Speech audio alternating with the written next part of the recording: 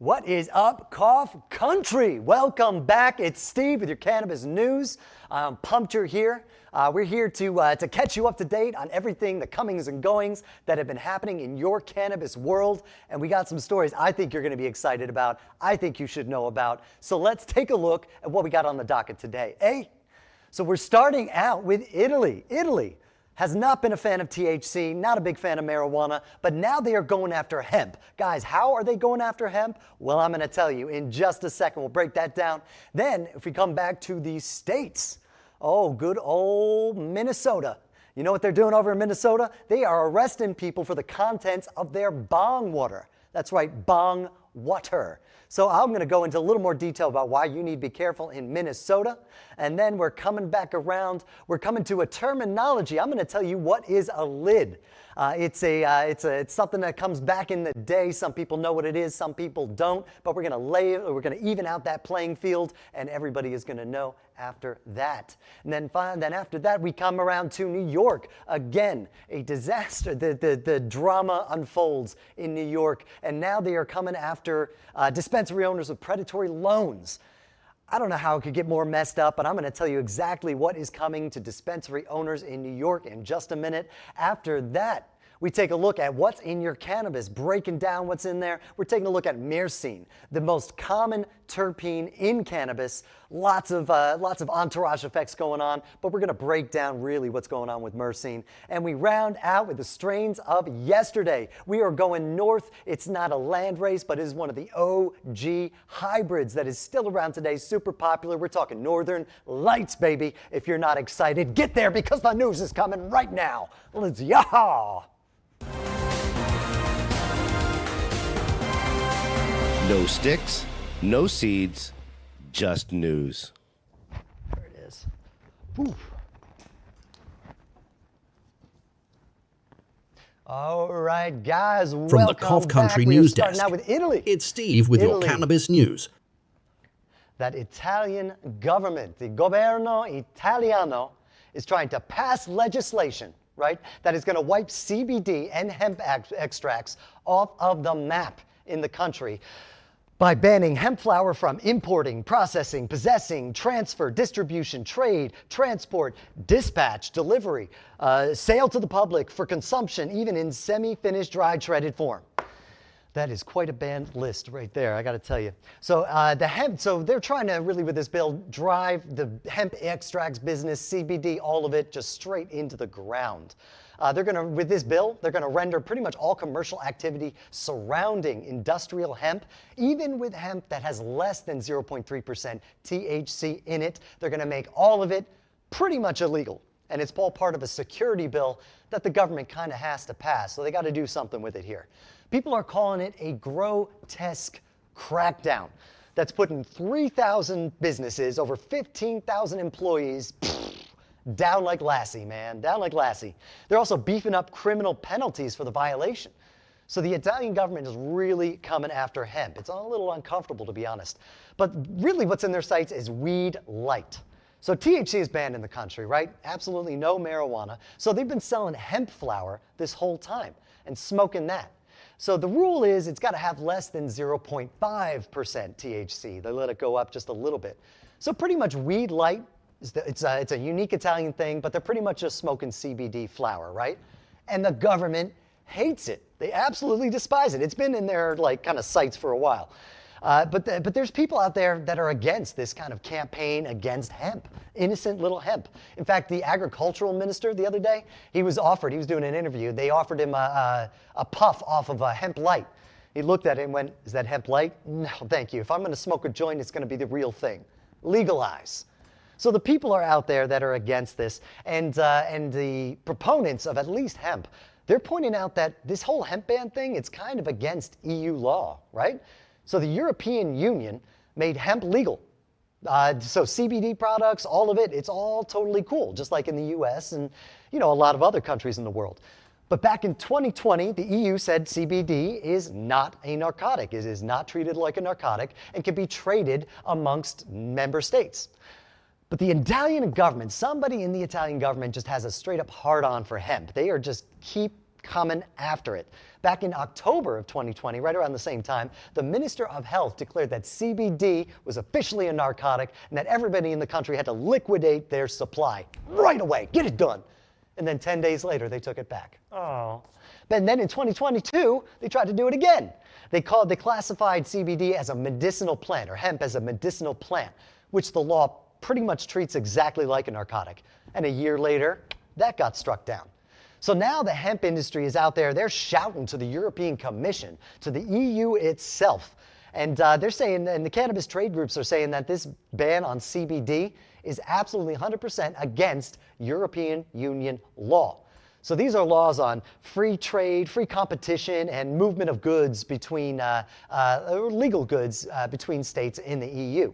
So trade organizations are saying this move is going to shut down hemp production in the country completely, in an industry they said was a continuously expanding sector with significant growth rates, something that's great for the country. It's absolutely going to shut it down.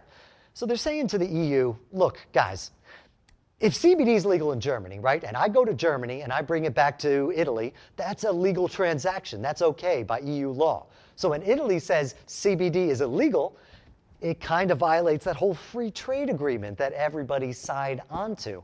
And somebody needs to do something about this before something drastic actually happens.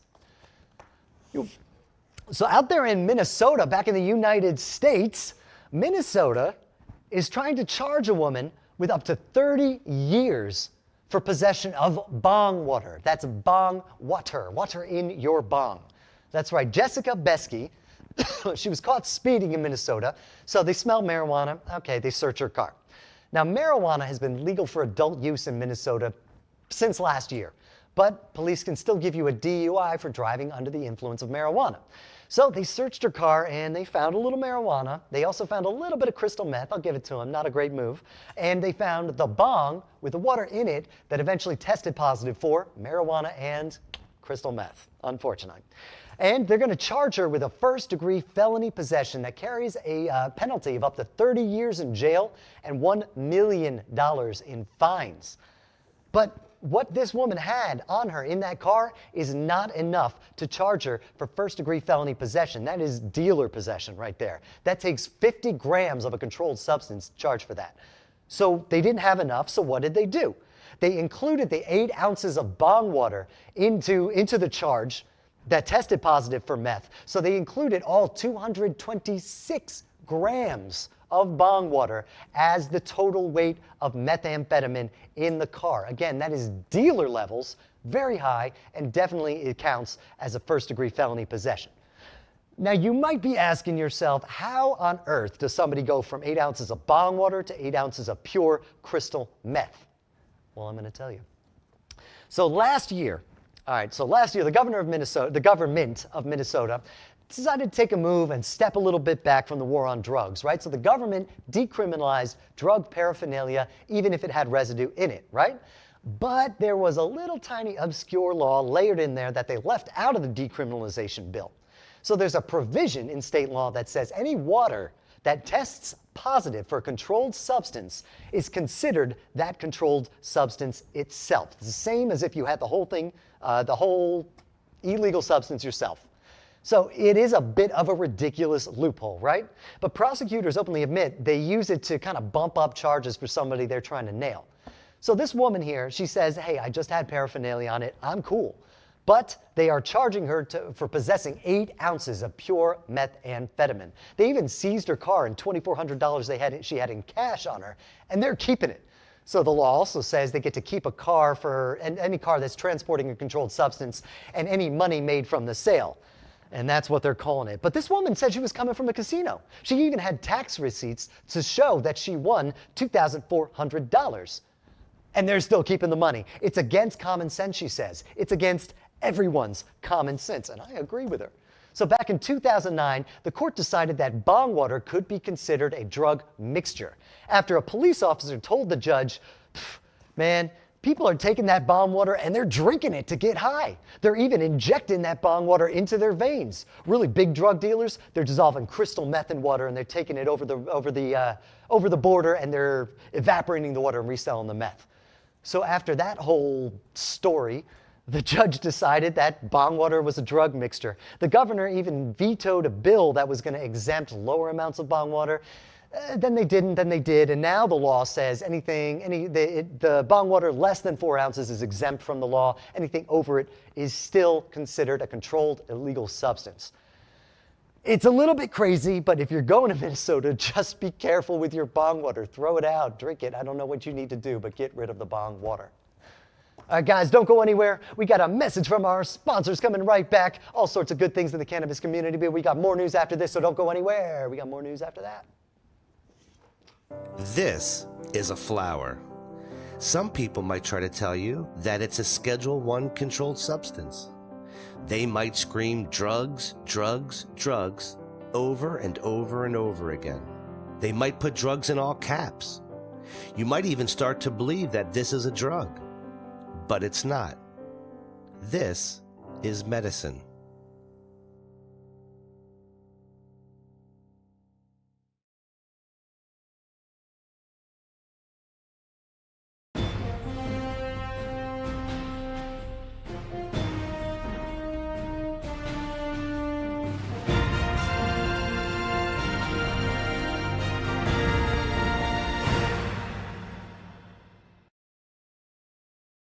This is a flower. For sticking around, and guess what? We got more news to reward your patience with. Isn't that exciting? So right now we're getting into what is a lid of marijuana. Its terminology comes from back in the day. What is it? So if you just watched a Cheech and Chong movie and you weren't lighting up back in the day, the terminology might be flying past your head a little bit. In fact, I got confused in my kind of online wanderings when I saw people referring to buying a lid of marijuana, back in the day. So I decided to do a little research, figure out what was going on. Some people might know what it is, some don't, but I just want to level the playing field so we're all equals here, right? So a lid, what is a lid? Lids is a means of measuring out a portion of marijuana. Back in the 60s and 70s, it was a common term. Now remember, back in the day, all those digital, easy-to-use kitchen scales were really not so available. And if you did have a scale in your house, well, the police would consider that a sure sign of drug dealing. So when they were breaking up their marijuana back in the day, there was a little creativity in the portioning, right? But a lid was a standard ask. So usually it amounted to about an ounce or so of marijuana, maybe a little bit under. And generally, it was a container lid. They took a container lid, filled it up with marijuana, dumped it in a bag, and hey, that was a lid of marijuana. Usually, it was some form of coffee or tobacco tin. It was pretty common across the country. It was a standardized size. Everybody was kind of buying the same thing, had the same size. So it was kind of a universal measurement. And outside of human error, it was pretty consistently about 3/4 of an ounce to a full ounce. If you wanted a smaller amount than that, half ounce, 1/4 ounce, pretty much your guy would be eyeballing that lid and breaking off a piece. So it was not exact. It was not an exact science, but by all reports, more or less, things tended to even out. Sometimes he got more, sometimes he got less. But over time, the playing field got evened. But some people said that coffee can wasn't really a coffee can. It was actually a Prince Albert tin. This guy right over here. So it was a little bit smaller. It had a flip-top lid. This thing held 1.5 ounces of shredded tobacco. But if you put your Mary J in there, it fit 1 ounce of weed pretty evenly beneath the lid. A lid. You get it? They still use that top lid to break up and portion out the weed, but it was in smaller portions, like little, maybe just enough for a joint. But by the time plastic food bags, or maybe Ziplocs you might call it, became popular, people were kind of using that finger method. You might have heard of a 3-finger lid or a 4-finger lid. So basically, you'd get your lid in that baggie, lay it out, and depending on how many fingers it took to cover the weed in the bag, that was your lid. 3 fingers was a 3-finger lid. 4 fingers was a 4-finger lid. That was the nice one. That was the one you wanted to get friends and family. That 4-finger lid was the sweet guy. So that's what a lid is. We're all on the same page. Now we can all refer to the same things here. I love it. All right, guys. So back into New York. New York is up in the news again. The ever consistent, ever falling apart cannabis rollout. So now the New York government and the governor, Kathy Hochul, are very, very busy rehauling the state's cannabis program in order to combat the illicit market, right? So they've been handing out licenses. They were real slow to do up front. Now they're trying to catch up. They've been handing licenses out to businesses up and down the supply chain. It's almost 700 so far just this year. But those businesses might be getting set up to fail before they even begin by being loaded up with predatory loans. So New York, right? It's got social equity at the core of its cannabis program. So they're trying to give people a leg up in New York who were negatively affected by racially discriminatory drug laws, this war on drugs, right? So they want to give these people the first crack at the market before big multi-state operators come in and start making all the money. But these are everyday folks, right? So you got to remember, most of them probably don't have the funds to open up or operate a big business like this, and they don't necessarily qualify for standard business loans, especially if they got a record. So the state decided they were going to start this big, huge $200 million fund that was going to find and lease dispensary locations for these business owners, and then give these business owners a loan to cover the construction and all the startup costs. So the state decided they were going to put in $50 million of their own money and then fill the rest of that fund with private funding, private equity.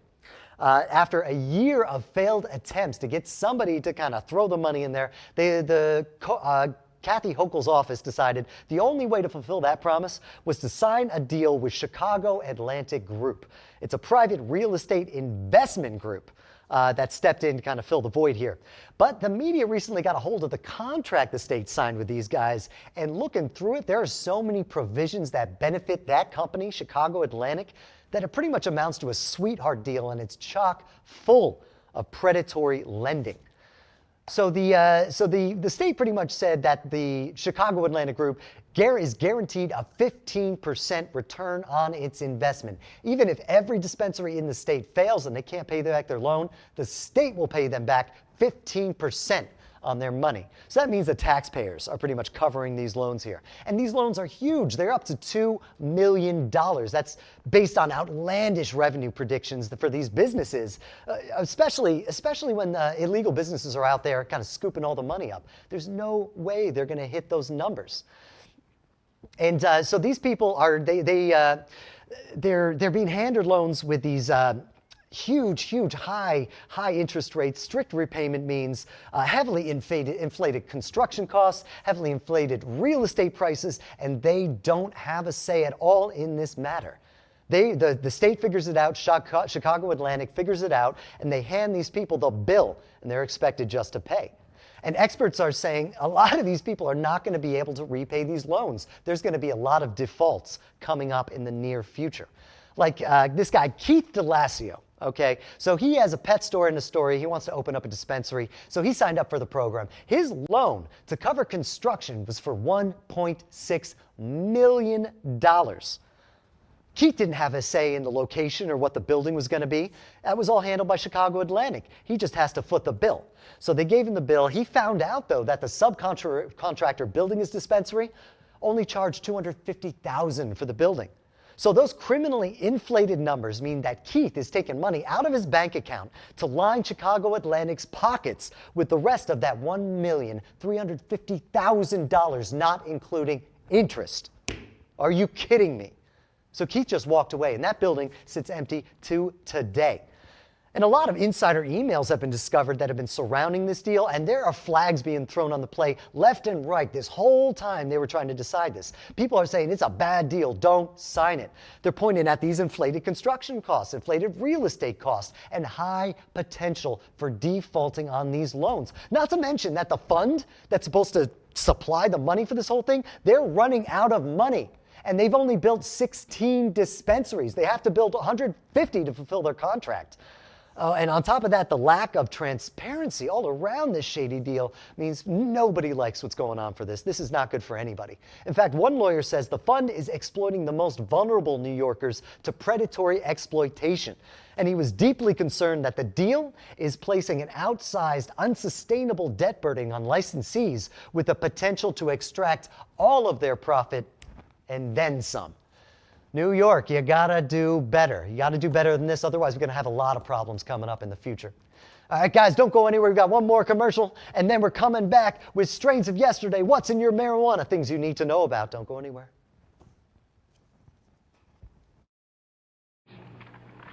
Let us go get high.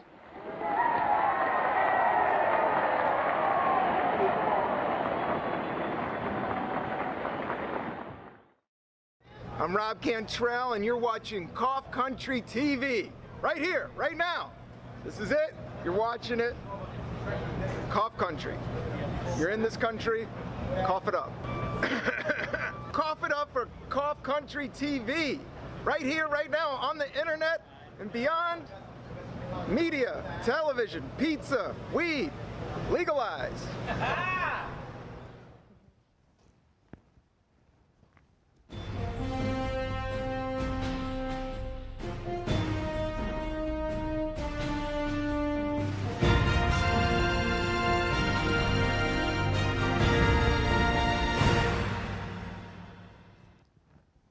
All right, guys, welcome back. I'm glad you stuck around, and you're definitely going to have wanted to, because now we're getting into some juicy stuff, some informational things. We're going back into what's in your cannabis.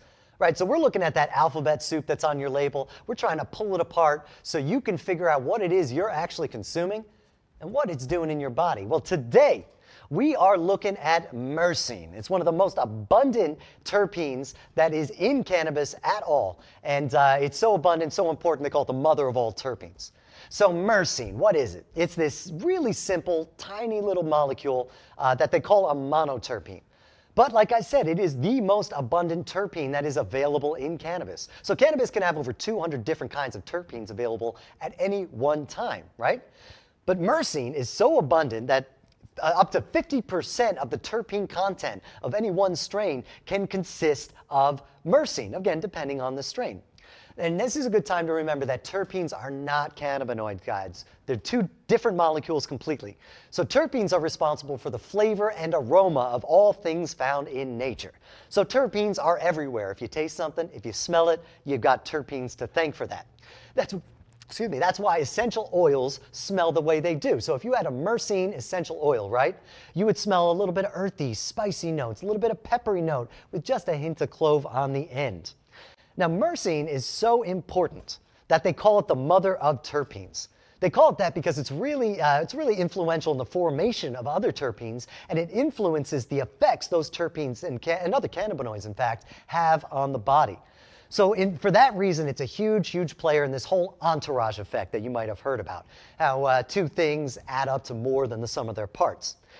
So it affects how these terpenes and cannabinoids interact with each other and with you. Now, commercially, myrcene is used as a flavor, as a fragrance, but it's been used in folk medicine for thousands and thousands of years. Now, the plant Myrcia, myrcene's namesake, is found in Brazil, and they've traditionally used it to treat things like diabetes and diarrhea, all the way up to hypertension. Now, lemongrass tea, which is also heavy in myrcene, has traditionally been used to reduce pain and promote sleep. In Germany, they use hops, which are a very close cousin of cannabis and very rich in myrcene, as a sleep aid and also as a flavoring agent in their beer. China has always used myrcene-heavy cardamom as a digestive aid. So it's been out there for a very long time. But what can myrcene do for you? Now, myrcene, if you find it, it's generally responsible for the sedative qualities that we're familiar with indica strains. But you can also find it in sativa strains as well, just not in the same quantities. It relaxes the muscles, it's going to calm the mind, and paired with anti-inflammatory and antibacterial qualities, and also its use in pain management, heavy myrcene strains are going to be really strong medicinal strains that are going to lead to that couch lock that cannabis users, I'm sure, are familiar with. So when you think of myrcene, think of that couch lock, man. It's going to take you down. It helps with sleep. It's an antioxidant, which means it prevents oxidation of cells, help prevent signs of aging, and it also has a host of anti-cancer properties as well. Man, myrcene does it all, doesn't it? Now, one important effect that is definitely worth note is myrcene's ability to increase the permeability of the blood-brain barrier, right? So it helps the brain absorb other cannabinoids and terpenes in your marijuana. And it also enhances the effects of things like THC and helps it hit stronger and faster. In fact, there's an urban legend out there that's been around since the 70s that if you eat a mango, which is also very dense with myrcene, a heavy, heavy myrcene fruit, about 45, 30 minutes before you ingest cannabis, it's going to enhance your high. And we have myrcene to thank for that. Ingesting it before you smoke, it's going to get into your system, and then once that THC, those cannabinoids get in there, goes straight to the brain. So if you're jonesing for some little myrcene in your life, I hate to break it to you, but heat has a tendency to degrade terpenes. So when you smoke, it's going to burn a lot of that off. So low temperature vape's going to help you get more out of that myrcene. Also, edibles are not that great. So all that cooking, the digesting, that whole heat process, it's not going to leave much, it's not going to really be bioavailable or leave much to go to the brain. So you're not going to have access to it. So in that sense, you're going to want a tincture that you can put under the tongue and absorb directly into the bloodstream. That's going to help you get a handle on your myrcene. All right, guys. Elsewhere, we are coming back to the strains of yesterday. And this time where we go and we look at the legends of cannabis culture, those strains that got us to where we are today. And today, you know where we're going? We're going to the north of the United States, the Northwest, and it's not a land race, it's not, I'll admit it, but it's one of the OG hybrids, one of the classics. We're talking Northern Lights, baby. You know it, you love it, you've heard of it. So rumor has it that Northern Lights was originally cultivated on an island off the coast of Seattle by a mysterious grower only known as the Indian. So he heavily borrowed from Afghani and indica genetics, and he came up with 11 versions of the strain. And this guy named Neville from Amsterdam, he came to the US, found it, and brought it back, and that's how Northern Lights got in the world.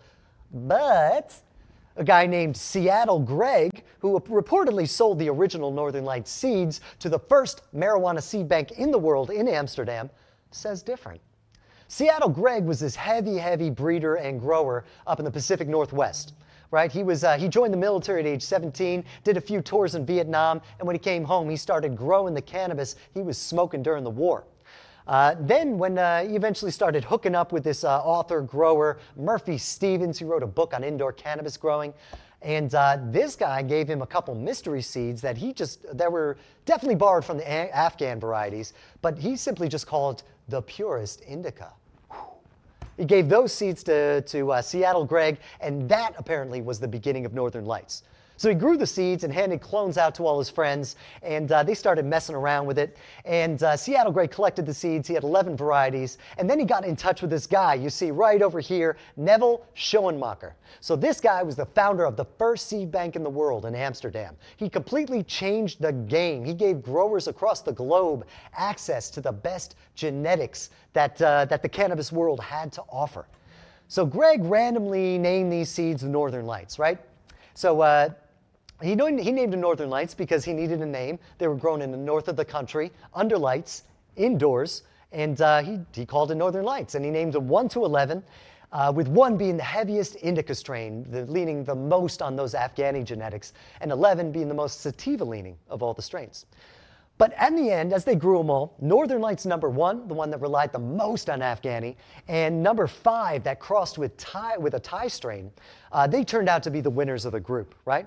So Greg sold the seeds to Neville. So the seed bank could have the Northern Lights seed, and the rest of the world could start growing it. And that is how Northern Lights became known to the rest of the world, really. But unfortunately, a little after that, Neville and Greg had a little bit of a fallout, right? So Neville was messing around behind Greg's back, doing his own crosses with the Northern Lights and slapping the Northern Lights name onto his strains. And he also started buying seeds from somebody else. So Greg tapped out. He said, "You can't get my seeds anymore." But that is also why some circles say that Neville, credit Neville to be the one who brought Northern Lights to the world. But Northern Lights is also a cultivator's dream, not just a smoker's dream. It's super easy to grow, especially indoors. It was made for indoors. It has a short flowering cycle, which means a quick harvest, and it's resistant to mold, drought. It produces these dense, resinous buds. So it's a great harvest. The deep, strong relaxation you find from it, with just a touch of euphoria to keep you up, it really shows off those fine, great Afghani genetics with that touch of Thai in the back. It's a great stress reliever, but still balanced. It's good for medicinal users. It helps with pain relief and sleep, but it's still good for hanging out. Don't cut it short. It offers help with anxiety and mood disorders as well. So if you want to sample a little bit of the magic that is Northern Lights, guys, it's been a legend for over 30 years, and the popularity has not abated one bit. It's still found everywhere you want to find it. So it's even popular for novice cannabis growers. So if you want to take a stab at growing your favorite green, this is a good one to start with. So guys, if you had a chance to try the OG Northern Lights back in the day, how does it compare to what we got now? Is it better? Is it worse? Is it same? Is it different? Let me know in the comments. I want to hear about it. Tell me what Northern Lights was like. All right, guys, thank you so much for checking us out. This has been Cough Country News. Go out, tell your friends, get them in here. They need to know all this stuff. Be sure you like, subscribe, and follow. And come back next week to Poppy over here, who's got the no sticks, no seeds. Just news, baby. I got it for you. I love you guys. I'll see you soon.